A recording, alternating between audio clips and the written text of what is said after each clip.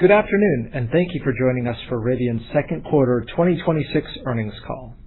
Today I'm joined by RJ Scaringe, our CEO and founder, Claire McDonough, our Chief Financial Officer, and Javier Varela, our Chief Operations Officer.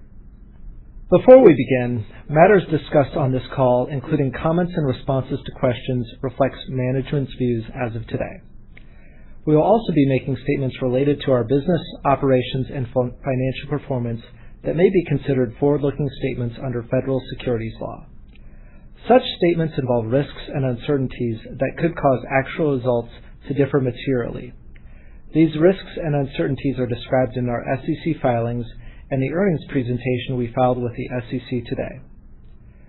During this call, we will discuss both GAAP and non-GAAP financial measures.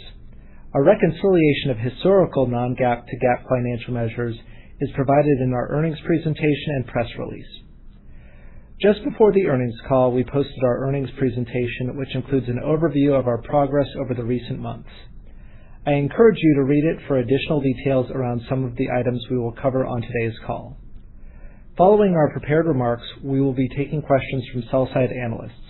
In the interest of keeping the call to 1 hour, we would ask these analysts to limit any follow-on questions to one. With that, I'll turn the call over to RJ. Thanks, Chip, and good afternoon, everyone. Thanks for joining us for today's call. In the second quarter, we began deliveries of R2 vehicles to external customers. We expect R2 to be a game changer for our customers and a driver of Rivian's long-term growth and profitability. Importantly, in the U.S. automotive marketplace, starved for a high-quality EV choice, I strongly believe R2 is an attractively priced option for everyday adventurers that will resonate with a broad set of consumers. Media reviews of R2 are outstanding. One journalist wrote, quote, "R2 is one of the best new cars I've driven in years." Another praised R2 as among the finest vehicle designs in the world. Early customer feedback of R2 is positive, and I have to say I love it as my daily driver. Strong R2 reviews and increasing brand awareness are directly translating into accelerating customer touchpoints with our products. In the second quarter, we hosted over 57,000 demo drives, a Rivian record. While it's early in our ramp, we are pleased with the reservation conversion we've seen to date for launch edition R2s. Turning to our manufacturing footprint, our team in Normal is focused on the production ramp of R2. As a reminder, R2 production started with a single shift, and we expect to scale to 2 shifts by the end of the third quarter. We are seeing good progress in new team member training and process improvements for the ramp of the first R2 shift. Additionally, members of our supply chain team are spending time on site with suppliers as we look towards supporting the ramp in the back half of the year and into next year. In Georgia, construction of our next manufacturing site is progressing well. The combination of our Normal and Georgia facilities provides Rivian the path to scale to 515,000 units of annual capacity with plenty of room for future expansion. As an update on our Amazon partnership, Amazon now has over 40,000 Rivian electric delivery vans active in its fleet, delivering packages across thousands of cities in North America. In addition to the EDV standard pack variant already on the road, we're developing new variants with a larger battery pack and all-wheel drive to support Amazon's needs. In the second quarter, we surpassed 1 billion miles driven on the Rivian commercial van platform.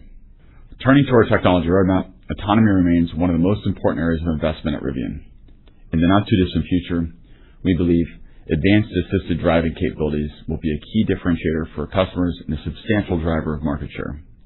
Our autonomy development is on track, and we expect to begin rolling out point-to-point capabilities by the end of this year. We believe our rapidly expanding car park with R2 will accelerate our data flywheel to enable delivering hands-off, eyes-off capabilities in 2027, and ultimately Level 4 capabilities in consumer and robotaxi variants of R2. Since we began monetizing Autonomy Plus in April, take rates are trending positively for the service, and we believe further feature releases will drive continued increased uptake of Autonomy Plus.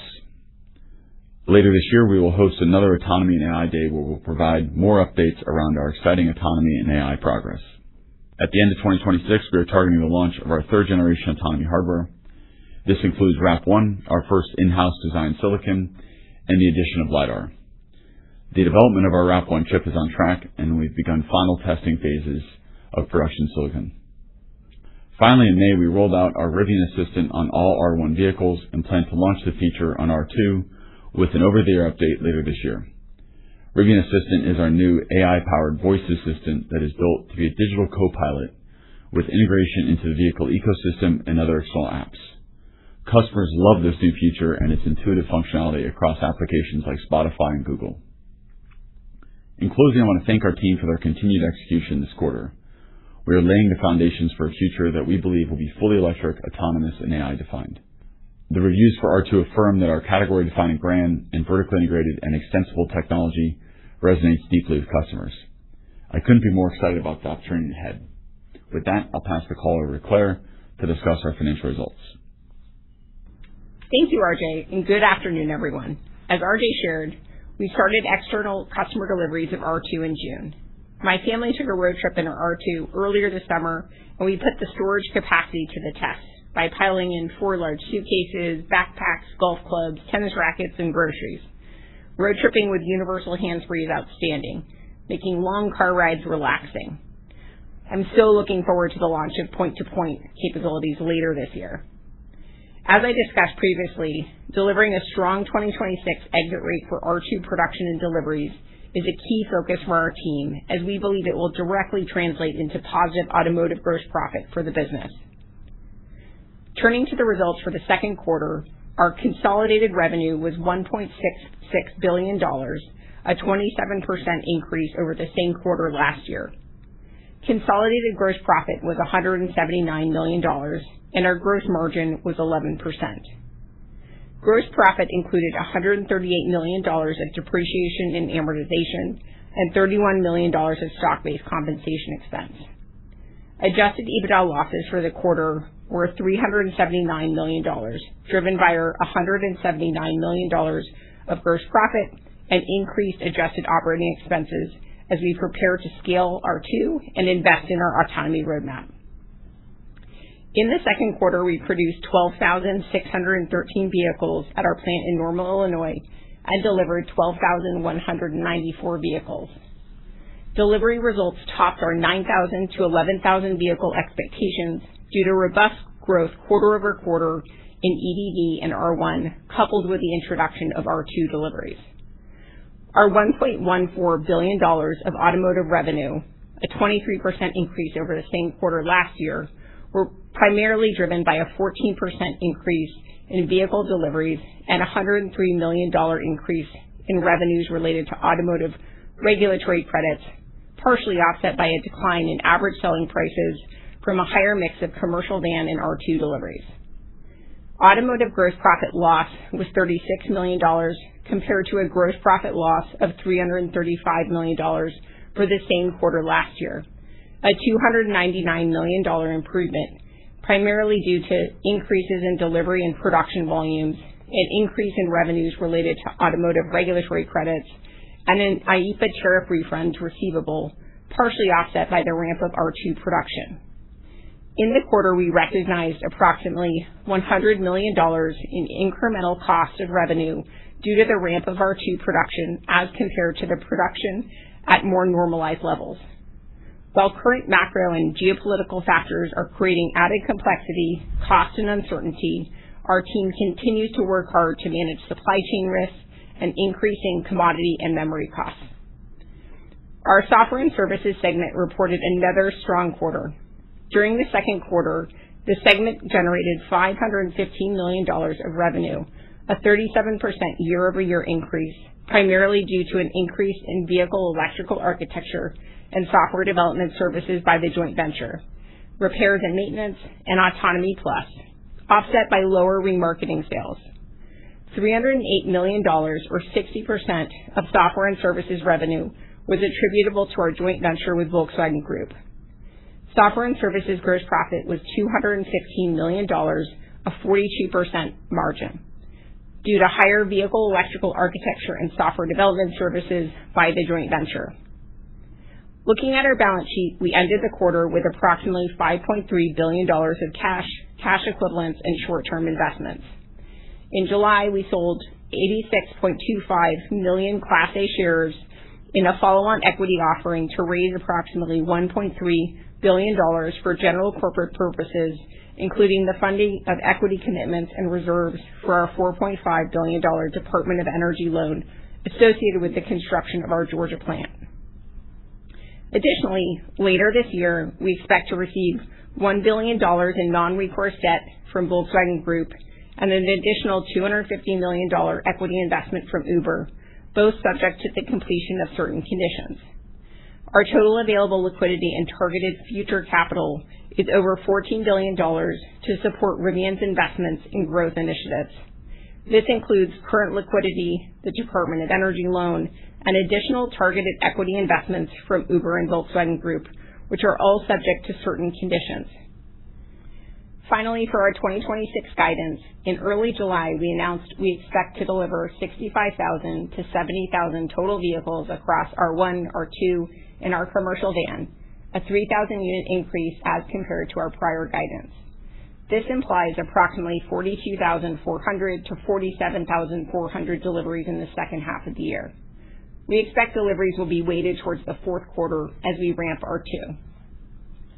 While we continue to believe our gross profit will increase year over year, we expect the complexity of a new vehicle launch will negatively impact our automotive gross profit in the third quarter, as it did in the second quarter, before becoming a benefit for our overall operations in the fourth quarter as we ramp production and deliveries. As a reminder, we believe this is a transition year for the automotive segment's path towards long-term profitability as we scale R2. For 2026, we expect an adjusted EBITDA loss of between $2 billion to $1.8 billion, a $50 million improvement at the midpoint due to better than expected revenue related to regulatory credits in the second quarter and increased delivery volumes, which were partially offset by raw material, memory, and logistic cost increases. While economic and geopolitical conditions, including international conflicts, pose risks, we remain steadfast in our plans to invest behind key growth drivers. We continue to progress our autonomy roadmap and the expansion of our sales and service footprint as we scale with R2. We believe these strategic investments will deliver long-term value to our shareholders and customers. Finally, for 2026, we are reducing our capital expenditure guidance by $250 million at the midpoint to $1.7 to $1.8 billion, benefiting from project efficiencies and timing of spend. Our CapEx spend is primarily relates to finalizing construction and tooling for R2 and Normal, the continued build-out of our sales, service, and charging infrastructure, and construction for our greenfield plant in Georgia. In closing, I'd like to congratulate our team again for the start of external R2 sales in June and the continued strong execution in the second quarter. We continue to believe that R2 and our technology roadmap will be truly transformative for the growth and profitability of our business. I'd like to turn the call back over to the operator to open the line for Q&A.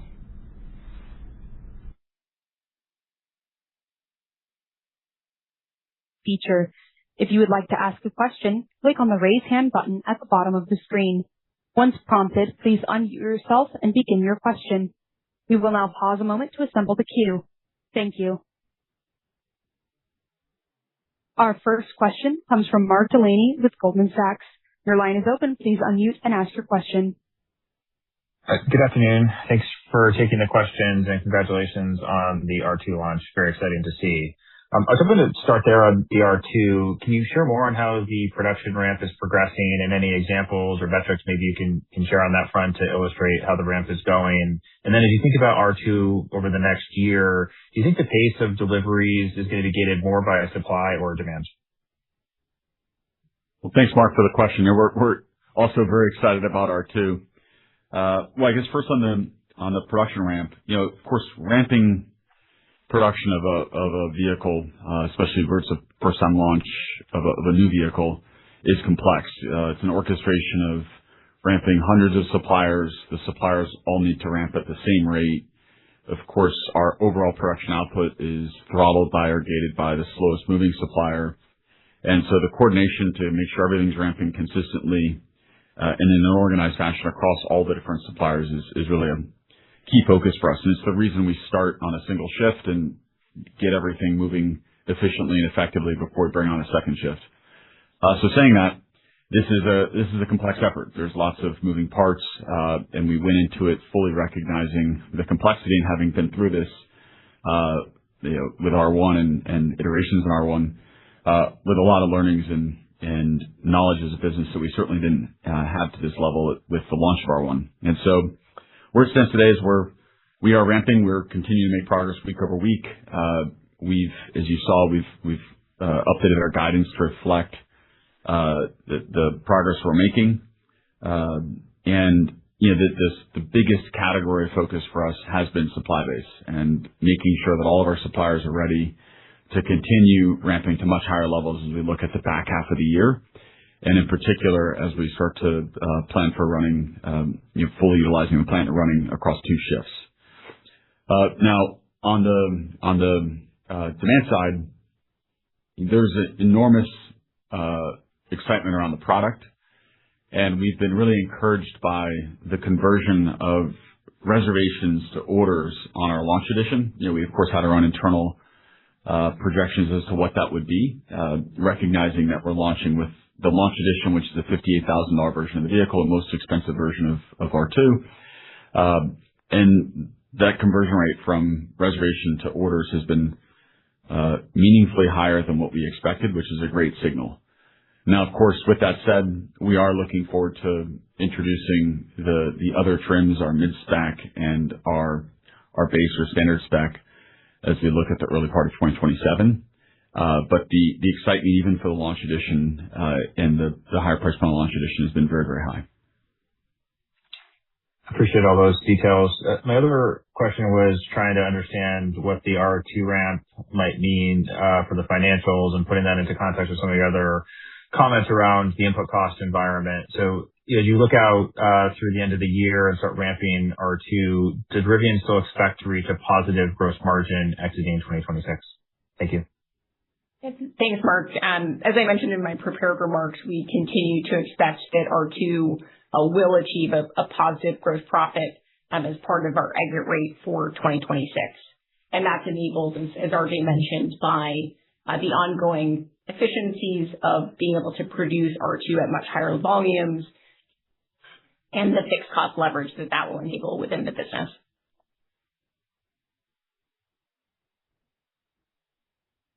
Your next question will come from George Gianarikas with Canaccord Genuity. Please go ahead. Hi, everyone. Thank you for taking my questions. I wanted to focus a little bit on the EDV. Can you provide an update maybe on commercial adoption beyond Amazon and as you expand pilot programs for non-Amazon fleets, what's the current primary governor on deployment pace? Is it TCO parity, upfront capital outlay, charging density? Anything you could share there? Thank you. Thanks, George. I think the first point to call out is the ramp up that we're seeing within Amazon. And so you're seeing this already in the numbers the first 2 quarters this year, that Amazon is purchasing more vans. We're ramping up meaningfully from where we were in previous years. And that's absolutely a reflection of the TCO advantages that our EDV platform represents and enables. And we think that those cost benefits that are being so clearly realized by Amazon and so clearly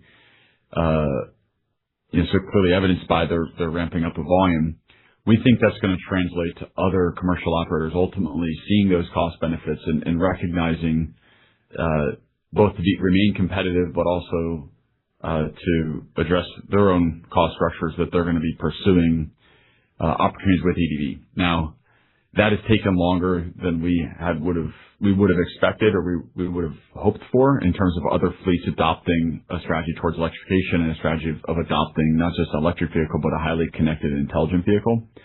But the signal that's being sent through Amazon's significant ramping of this is really outstanding in terms of a billboard for the capability and a billboard for what the EDV is possible delivering from a business point of view.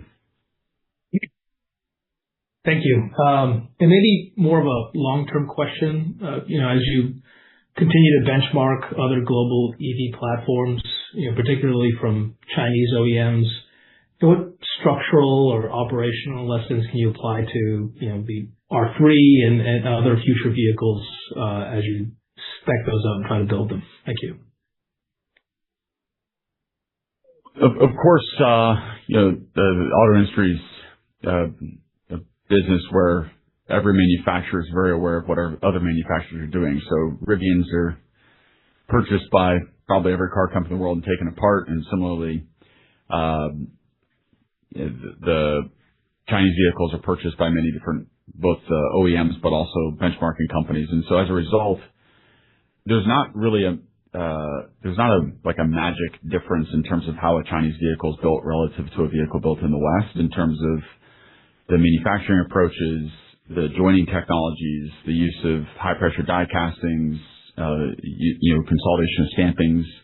Those methods are being deployed across all, call it, best in class vehicles from a manufacturability point of view and a vehicle architecture point of view. We see that, of course, evidenced in how we're building the R2. The use of high pressure die castings and an extreme focus on part consolidation and part elimination.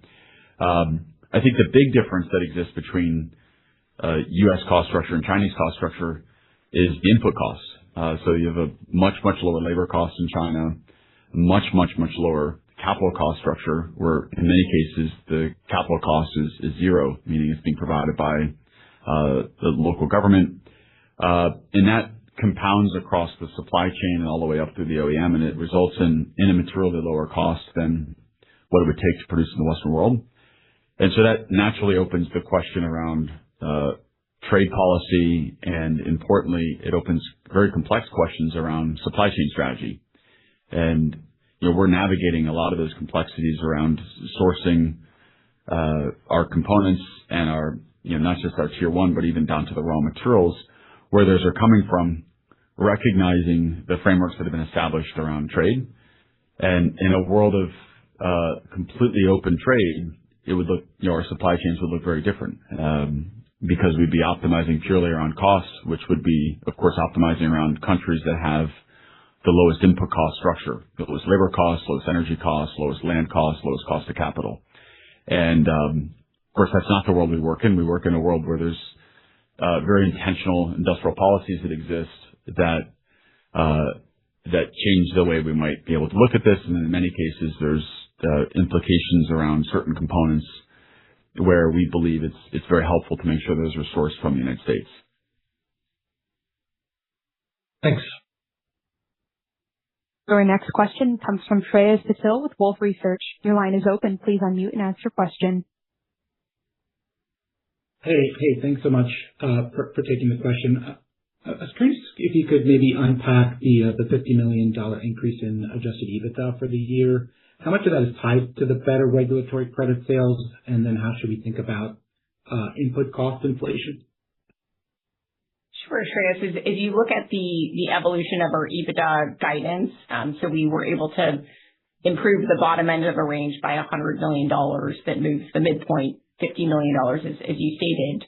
We had higher than anticipated regulatory credits in the first half of this year.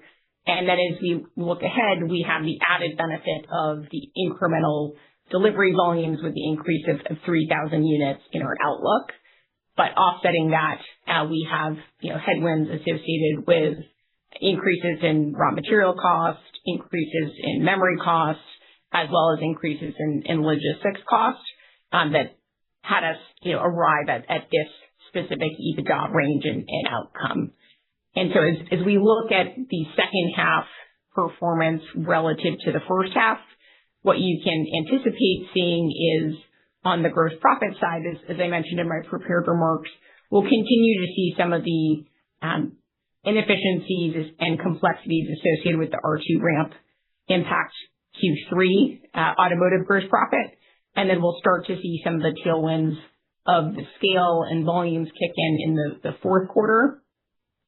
And then beyond that, we'll see just the ongoing investments that we're continuing to make across R&D, and specifically the growth in our autonomy spend, and then the continued fixed cost leverage that we'll see as we're growing our sales and service footprint, but certainly growing sales much more rapidly as well.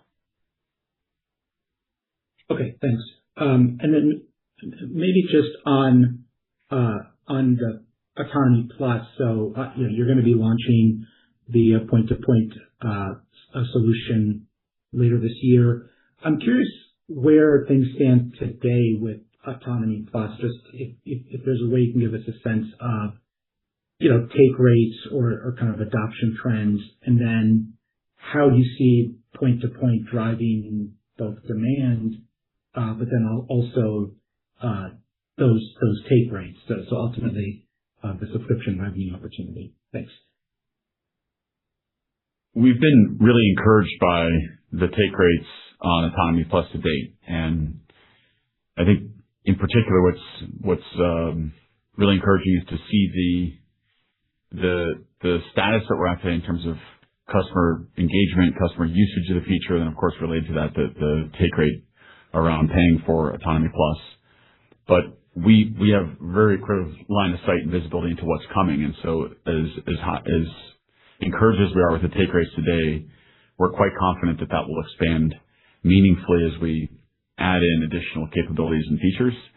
And there's going to be a whole, you think of it as like a staircase of features that ultimately leads us to very high levels of autonomy. But a really important step that's happening in the very near future is the capability of point to point.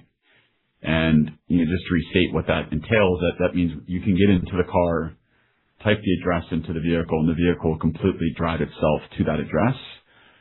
And initially, that will be a feature in which it's like level 2++, where your hands are off the wheel, but your eyes are still primarily on the road. Meaning you can look away for short, extended moments of time, but you're not in a position to officially be reading a book or be responding to emails. Now, the step in 2027 is going further, where we go not only hands off, but also eyes off. And that's really important, because then not only is the vehicle fully driving itself and navigating to the address, but importantly, you're able to truly get your time back without the vehicle dinging at you, say, to keep your eyes on the road, but actually be able to read a book, be on an iPad. And so that's really, into the true, as per the definition, level 3 capability. And then of course into 2028, that's when we bring on level 4, and that's where the vehicle is capable of operating as a robotaxi, meaning there's no one even needed to be in the driver's seat for any operation of the vehicle. And you can put occupants in the back. You can use that capability for robotaxi applications, but you can also have that, which is one of the things we've been very excited about, have that as a really nice feature on an owned vehicle. And so we think of this as personal level 4, where your own personal vehicle can drop you at the airport. It can pick your kids up from school. It can go to the grocery store and grab things for you. And that roadmap is something we're not only very excited about, but we think will fundamentally drive, increasing levels of adoption on Autonomy Plus and its future variants, as we've just described. Now, with all that said, we also think we're at an inflection point from a consumer behavior and consumer mindset, where historically autonomous features were not the primary purchase criteria for most customers. Of course, there's technology early adopters for which this has been top of mind for them for some time. But for the vast majority of customers, this wasn't the driving purchase criteria. We think this starts to emerge to be much more of a primary purchase criteria. And it's one of the reasons we've made the decision to invest so heavily here. We think ultimately market share is going to be driven by the capability of the vehicle to drive itself, and of course, linked to that, the vehicle being software and AI defined. And those are two very critical pillars of our technology roadmap and technology strategy. Your next question will come from Rajat Gupta with JP Morgan. Your line is open. Please go ahead.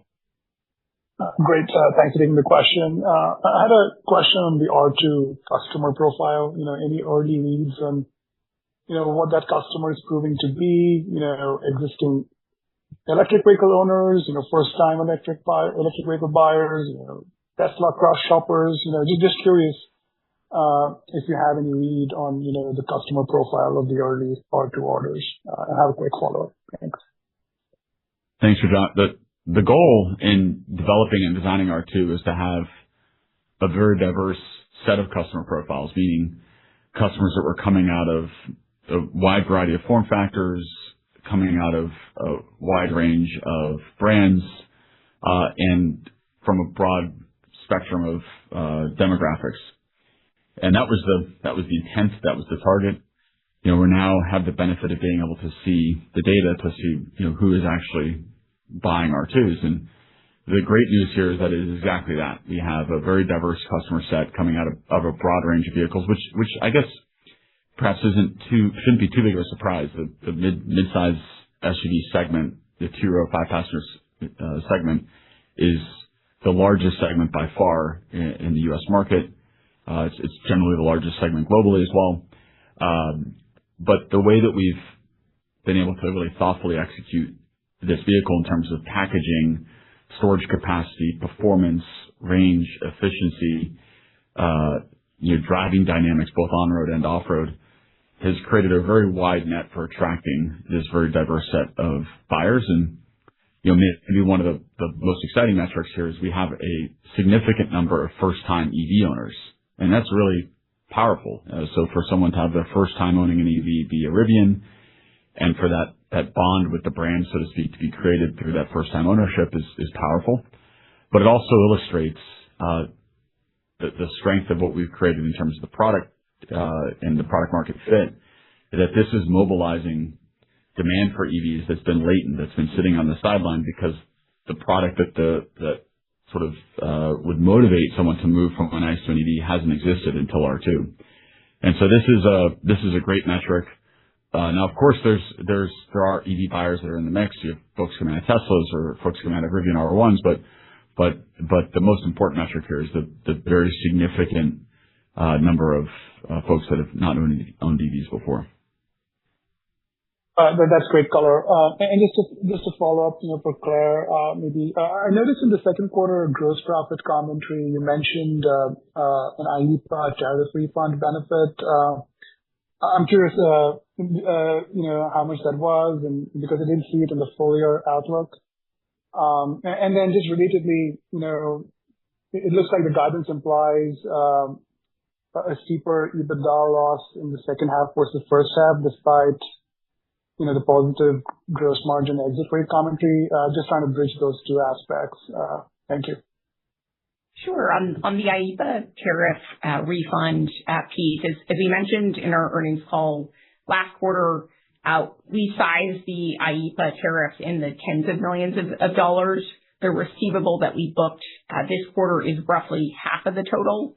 And so the receivable is related to the refund of the amount of anticipated proceeds that are not subject to the existing DOJ appeal.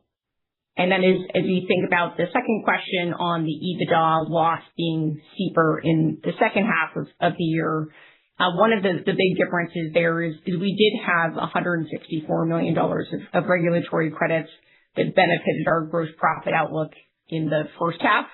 And so as we look at the second half of the year, we'll see, again, some of the complexity associated with the R2 ramp impacting automotive gross profit in the third quarter before showing progress in the fourth quarter. But the bigger driver is really the absence of regulatory credits in second half versus first half, and then the ongoing investments in R&D and SG&A. Understood. That's helpful. Thanks for the question, and good luck. Your next question comes from Itay Michaeli from TD Cowen. Your line is open. Please go ahead. Great. Thank you, everybody. Just first, a couple of questions on the R2. RJ, 57,000 demo drives. It's a big jump sequentially. Hoping you can talk a little bit about what you're seeing in terms of conversions of those drives into orders, how many people are actually experiencing autonomy plus. And then secondly, just curious whether you do expect to deliver a material amount of the premium trims this year, or will R2 sales just predominantly be the performance trim this year? Yeah, I mean, we're really excited, as I said in my opening remarks, the 57,000 drives this past quarter is a record for Rivian. And so just the delivery of that, just enabling that the number of drives, as you said, roughly doubling where we've been in the past. The team has had to really come together, and we did a lot of prep knowing that the amount of excitement around R2 was going to drive a significant increase in both exposure to the brand, touch points of the brand, but of course that's manifested through these test drives. And so with that, we're not providing specifics around conversion, but that's a really important metric we look at internally. And that actually links pretty heavily to the availability of the other variants. And so to start, as you said, we have our performance variant, the most expensive variants of R2 that we've launched with. We'll be introducing the premium and then our standard trims as we look at early 2027. But we are witnessing a higher level of conversion than we expected, meaningfully higher than we expected, into the launch edition package, which was great. It's super encouraging. I think reflects just the amount of excitement around the product. But saying that, we fully recognize and are excited to also be launching the other trims and know that those will be coming, as I said, at the early part of 2027. That's great to hear. And then, Claire, maybe just a quick follow-up. R&D, I think, was flat sequentially. I know you're making a lot of investments in autonomy. Just curious how would you think about R&D kind of trending in the second half of the year? Thank you. Sure. As we look at the second half of the year, we do anticipate seeing a step up that's predominantly related to GPU sourcing for our autonomy training that will continue to ratchet up over the course of the second half of the year. In the second quarter, there we saw some level of reduction as we're now in production. So there was a decrease in our engineering, design, and development spend, but we did underneath the R&D spend still see significant increase in terms of our overall autonomy spend. That's very helpful. Thank you. Your next question will come from Joseph Spak with UBS. Your line is open. Please go ahead. Thanks, everyone. Just maybe, the comment about the $100 million of incremental cost of revenues because of ramp of R2 compared to normalized levels. Just maybe some context, like what are you classifying as normalized? Is that one shift, two shifts? And are you also assuming a more normalized mix in that analysis? Joe, the way to think about it is the $100 million reflects a combination of ramp-related inefficiencies, such as expedited freight costs out of the gates or short-term premiums with suppliers that we anticipate coming off as we increase our production volumes over the course of the next couple of quarters. And then it's also costs that we expensed in period that would have naturally been absorbed into inventory, for example, if we were at more of a Q4 run rate of production volume. So that's a little bit of the way to think about how we sized the $100 million of estimated ramp costs. Okay, so yeah, that's what a good portion of that is just like you don't have the scale and leverage over the asset. So if you're saying second shift comes on at some point later in the year and you're exiting gross profit positive, then that's sort of that can help us sort of triangulate sort of like the units you think you need to sort of be close to break even. But that's a fair way to think about it. That's generally a fair way to think about it. And so as we talked about it being really at sort of Q4 normalized levels, that's not the full extent of R2 fully ramped up. Right. But is in the near term a more normalized production environment that we can compare our standard cost to. Okay. And then RJ, appreciate the Autonomy Plus commentary earlier. I was wondering if you could also give us the latest update on Wrap 1 and Gen 3 hardware and any progress. Is that still on track for SOP later this year? Yeah, our in-house silicon Wrap 1 is on track. As you know, and that underpins what we call our Gen 3 autonomous hardware platform. And so both the Wrap 1 along with the rest of the upgrades to the system are on track for later this year. Thank you. Your next question will come from Dan Levy with Barclays. Your line is open. Please go ahead. Okay, great. Thank you. I just wanted to start with with a question for you, Claire, on just unpacking the COGS per unit on Joe's question there. To only see COGS per unit up a few $1,000s quarter-over-quarter, despite that incremental $100 million, says that there's probably something incrementally that's going on quarter-over-quarter on the cost side, whether it's within EDV or R1. So maybe you can just help unpack if there's other underlying cost improvements and why we're not seeing maybe what should have been maybe a step up in raw material pressure in that cost per unit. Sure. As you look at the quarter, we had $96.7 thousand a unit of COGS.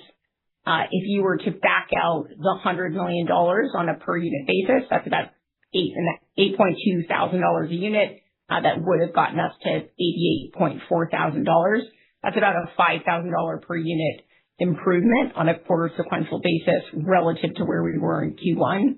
One of the biggest drivers of that improvement is through the volume that we saw in the quarter as well. So that's going to continue to be a key theme as we'll see our COGS per unit continue to come down over the corresponding quarters of this year. And then beyond that, we did also have the IEEPA receivable that was also benefiting this quarter. That would have been revenue, or was that booked in COGS? Booked in COGS. Okay, thank you. As a follow-up, RJ, I want to ask something that I know you've addressed in the past, but I think it's important just in the early days of the R2 ramp. If we look back to R1, the days of R1 and the early ramps, there were you probably bit off a bit more than you could chew, which is something I think you've acknowledged. There's a lot going on, a lot of different configurations. If we look now, I know you talked about focusing on just the launch edition, but broadly within Rivian, there are a lot of different initiatives between RAP, and I'm sure there's multiple other future iterations planned, your autonomy roadmap, what's going on with network architecture, and then also just Mind, also just a number of different initiatives here. So maybe you can just talk us through how this time is a bit different versus R1, how you're approaching R2 execution, given that you still have a lot of things on your plate, and how you're looking at resource allocation in this environment. I mean, it does seem in some ways like yesterday we were launching R1, and then it also seems like it was a very, very long time ago. With that said, the company that's launching R2 today is a very different business than what launched R1. And I say that with regards to the maturity of our processes, the maturity of the team, the maturity of the development sequencing. And when we look at the launch and what we're going through today in terms of ramping production, ramping suppliers, what we're experiencing today is actually an artifact of what we did in the 2 or 3 years leading up to it. And so a big difference between R1 and R2 is the structured approach we took to what we call design validation builds. So those are vehicles that were to production spec but built on our pilot line. We went through multiple iterations of that. And then subsequent to that, our manufacturing validation builds, where it was, of course, the production spec, but built in the manufacturing plant. And the MVB builds, those manufacturing validation builds, started at the very beginning of this year, at the beginning of 2026. And so that gave us time to work through issues around ramp, work through issues around design elements, of course, supplier-related issues as we were doing those validation builds. And so the number of unexpected surprises in now the production ramp-up of R2 is far lower, it's an incredibly different situation than what we had in R1. Now, that's not to say there aren't surprises. It's, as I said at the start, building and launching a new car is just an inherently very, very complex activity. And it's complex if you're, a company that's been building cars for 100 years. It's complex if you're Rivian. And so we've done everything we can to prepare, but, as we now are going through the ramp, we're still, being very thoughtful around how rapidly we ramp up our supply chain, making sure that all of our suppliers can ramp consistently, planning that very thoughtfully before we bring on the second shift. And And a big enabler to help make that ramp process more seamless and more straightforward was the simplification of the product relative, certainly to what we did before. And as you said in R1, we didn't just launch R1, we launched R1T, R1S, and a commercial van all within the same 3-month window. And then we had a very complex set of build variations, essentially, thousands of different possible build combinations for the R1T and the R1S. And in sharp contrast to that in R2, we have a very limited set of build combinations that we're building today, which is all embedded in the launch edition. Even within that, we've limited the number of color combinations. And so that was on accident. That was highly intentional to facilitate a smoother and faster ramp. And that the decisions that we took around what combination of features we would have in this launch edition was also something we thought about a lot. And as I said before, we had a whole bunch of our own expectations around what take rate would be to convert a reservation into an order for the launch edition. And we've been pleasantly surprised that conversion from reservation to order has been notably higher than what we expected, which is great news. And that doesn't, of course, mean we're not going to launch those other variants. So for any customers that are waiting for a standard trim or a premium trim, don't worry, we're on it. But those will be coming in the early part of 2027. Okay, thank you. Your next question will come from Andrew Percoco with Morgan Stanley. Your line is open. Please go ahead. Great. Thanks so much. Can you guys hear me? Yes. Awesome. Well, I guess before I get to my question, I do want to say I was 3 out of the 57,000 demo drives that you guys, talked about. So as a potential future customer, I just have to give you guys some kudos here on what you've done with the R2, and just recognize that up front. But I guess just to get to my question, we talked a lot about autonomy already, but I'm just kind of curious how you're thinking about the pricing side and potential uplifts to ARPU as you go to point, and then eyes off in 2027, and how you're kind of thinking about enacting, those pricing changes over time. Yeah, we certainly believe there's opportunity to grow pricing for our autonomous capabilities as we add those capabilities, but we believe very deeply that needs to be earned through the expansion of the feature set and expansion of the capability. I'd say the other element here, which we have to be cognizant of, is just the market dynamics around this. And I think it's going to be a very quite fluid around how some of these features get priced. As I said, we're going through an inflection point where customers are going from this being a nice to have feature in terms of advanced autonomous capabilities to a must-have feature. There's a growing awareness around that capability set. And I really believe the transition to level 3 capabilities, where you can go hands off, eyes off, makes it much easier to implement or to use the feature. It's much easier to understand. Early adopters, it's fine to say you have to be hands on or eyes on the road, but you can be hands off.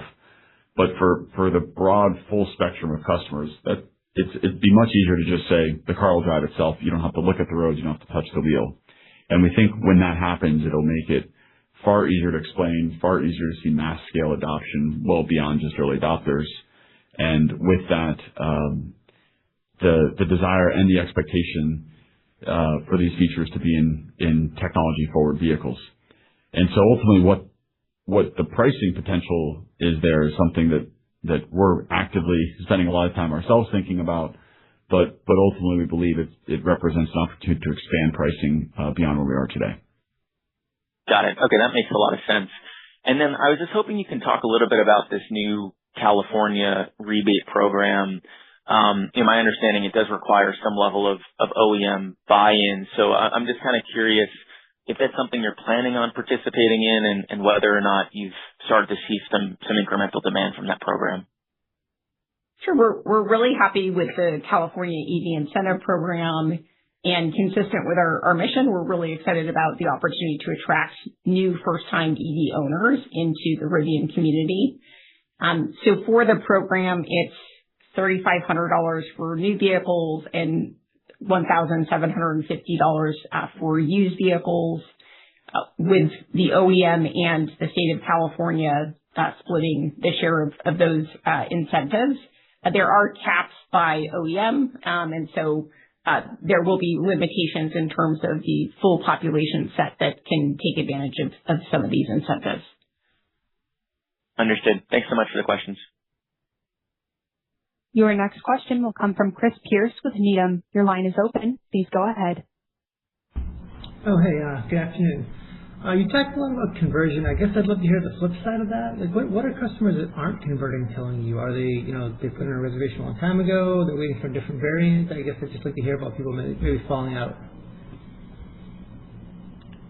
Well, thanks, Chris. Yeah. Of course, there's a long list of reasons that someone may decide not to convert, but the biggest is they're waiting for a different build combination than what we have in the launch package. So that's by far and away the most common reason for someone to not convert a reservation into an order. But as I said, recognizing that conversion rates are higher, that's been something we've had to dynamically really watch super carefully, because we're providing delivery windows to our launch edition customers, and that requires us to make projections around what the conversion rates will be. Ultimately, when you think about working through the backlog of reservations. And so the way that we've tried to provide guidance on this is representative of thinking about those conversions, but ultimately beginning the delivery of those different trims in 2027. Okay. And then I think you mentioned you might have another Autonomy and AI Day this year. Could this be I mean, it's been a while since the IPO and, long-term financial targets were put out. Could this be something where, things have changed for better, for worse, for the better now? Like, could we see updated long-term targets for people to sort of anchor around? For the Autonomy and AI Day, it will be more focused on the technology roadmap. We're working over the coming quarters to think about the right time to set up a broader-based investor day as well that would be more focused on longer-term financial targets. But this one, RJ, I don't know if you want to provide a little bit of context of some of the updates or plans for the day itself.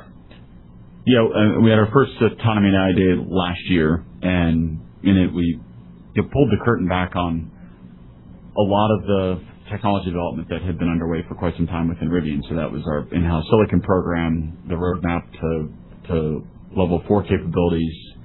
And subsequent to that, we've now announced a few important things, one of which is the deal that we've done with Uber for our robotaxi program, which, as I said earlier, is going to be available, and we're targeting for that to be available in 2028. But there's a lot of other details that we'd like to provide around what that roadmap looks like. We'd like to show the progress that's happened on the vehicle beyond what's in customer vehicles today, but actually from a technical point of view on the path to level 4. And of course, our objective is to provide better visibility and therefore we think higher level of confidence around what those targets, around achieving those targets. Okay, thank you and good luck. Your next question will come from Philippe Bourgeois with Jefferies. Your line is open. Please go ahead. Yes, thank you and good evening. My first question is on the relationship with Uber. We've seen some tension between Uber and Waymo and their cooperation, and of course there's a bit of uncertainty about the financial stability of Lucid and the fact that Lucid worked with Nuro, so it's not as integrated a solution as what you offer in the partnership with Uber. So I'm just wondering how much of a upside to your relationship there is, maybe not in the timing, but in the magnitude of what you could be working with Uber in terms of offering robotaxis. Well, a core element of our approach is a strongly held belief that vertically integrating the vehicle and the technology stack together allows for meaningful both cost advantages and technical simplifications in terms of the vehicle architecture and autonomy hardware architecture. And so that means how sensors are integrated into the vehicle, the redundancies built around the controls, the way that we've architected the compute platform and the inference in our case, because we brought silicon in-house, we have a very low-cost way to achieve very high levels of inference within the vehicle. And so we believe that the technical approach we've taken from a hardware point of view creates a structural, a cost structure, I should say, that's, highly advantaged for delivering level 4. Along with that, we believe that the fact that we're building a neural net-based approach, an approach that's an end-to-end trained model with what we call LDM, or large driving model, means that the progress that we make on the consumer platform, so that's the point-to-point, hands-off, eyes-off, level 3, ultimately getting into level 4, that LDM workflow is identical across all those different steps. So that staircase up to level 4 is not is one work stream. It's not multiple work streams where we have a level 4 platform and a level 2 platform, but rather there's one LDM, one end-to-end trained model, and the vehicles will have slightly different sensor topologies to cover corner cases differently between, let's say, a level 3 and a level 4 vehicle, and along with that, slightly different inference capabilities built around RAP1, but from a platform, from a model point of view, it's the same. And so that was a key shift for us. And I think it's a key shift for the industry in terms of how we approach autonomy, that historically prior to, let's say, 2022, 2023, the technology topologies used for level 4 were very different than the topologies used for level 2. And we've seen that merge with the approach of using transformer-based encoding and these end-to-end models that is really to the advantage of our architecture and to the advantage of the data flywheel that exists through the deployed fleet that we have. But specifically on Uber, do you think there's a big opportunity for you? Because, when you announced the partnership, you were one of several partners that Uber was working with. Is there an opportunity for Rivian to be actually a much bigger partner of Uber in autonomy? Well, I'd say the working relationship with Uber has been fantastic. From the top of the organization through the working level of the organization. So, the engagement from Dara in terms of the importance of this relationship, along with the working level teams, it's been very positive. We're working towards our next milestone at the end of this year, and deploying in a couple of cities in 2028, and then rapidly growing following that to a large number of cities. And so this is, we're quite encouraged by the relationship and the partnership. But ultimately, I do believe that the focus we have, and the focus, I think, appropriately where we're placing our energy, is making sure that the technology is ready. The vehicle is capable of delivering level 4 performance and doing it in a thoughtful way in terms of really clean execution at the vehicle level and really cost-effective ways of delivering that capability. Right. And then maybe more for Claire about the ramp. And I think you still haven't told us exactly how many R2s you delivered. It's just maybe a handful. But you had warned us about the risk to gross margin as you ramp up. And in fact, I know there was a bit of outside help in Q2 from AIPA, from ZEV income.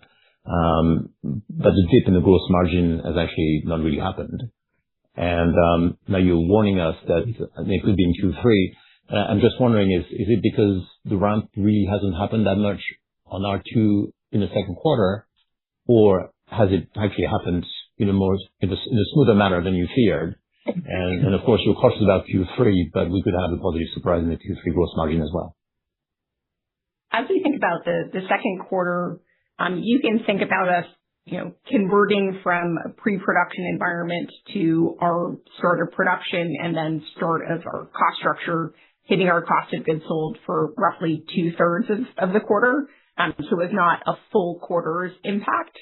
And so as we look ahead to the third quarter, we'll have a full quarter's impact of the ramp.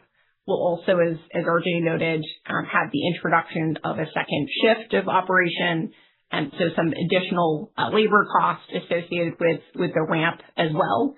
And then in the fourth quarter, that's where you'll start to see the benefits of scaling production, the fixed cost leverage, both across R2 as well as the broader plant. And then with that meeting, I'll also invite Javier to jump in as well, just as we think about driving towards manufacturing efficiencies and executing the ramp in the second half. Yeah, thank you, Claire. Indeed, there's a big focus, laser focus of the teams in Normal to ramp up this first shift. That's what we started in quarter two, and we continue in quarter three with the preparation of the R2. We are not expecting any material contribution to volumes with the second shift in this quarter, but we will see it in quarter four. The capability of the teams has very much increased compared to the launch of R1, and that's a big advantage. I mean, the winning teams are the ones that are capable to solve problems at the speed, and that's what we are doing now, focusing on training of the members in the assembly lines, training the team, the automation, and getting the output higher and higher as we ramp. And then, of course, focusing on the supply chain. That is always not surprise. I've lived many launches in my life, and always the supply chain is a part that requires special attention. So we are focusing on a handful of suppliers with boots on the ground, and with a great example of collaboration where the suppliers are really willing to get our support, and we are willing to give them. So that's the focus in Normal today. This concludes the Q&A section of the call. I would now like to turn the call back over to RJ Scaringe for closing remarks. Thanks, everybody, for joining us on today's call. Hopefully you're observing a lot of excitement from the team here around R2. That excitement's echoing the excitement that we're seeing from consumers, and it's ultimately been something that we as a business have been building towards for a while. The ramp that we're going to see in the second half of the year, so Q3 into Q4, as Javier just described, with Q4 being a really important element where we start to see the benefits of our second shift online. That's a major focus for us, and our operational teams, our engineering teams, our customer-facing teams are all very much aligned to be focused on delivering on that ramp.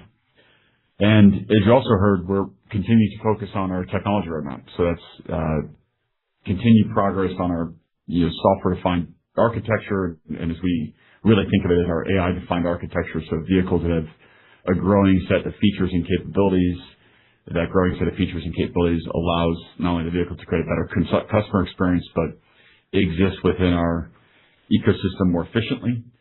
And then, of course, the enormous emphasis that we have on our self-driving platforms, or self-driving platform, and growing capability over the course of this year with the introduction of point-to-point late this year, and then ultimately expanding that in 2027 and 2028 to ultimately get to level 4.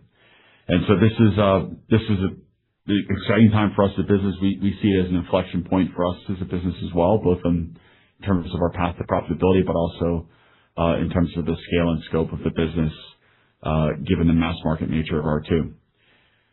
Once again, thanks everybody for joining today's call, and look forward to future discussions.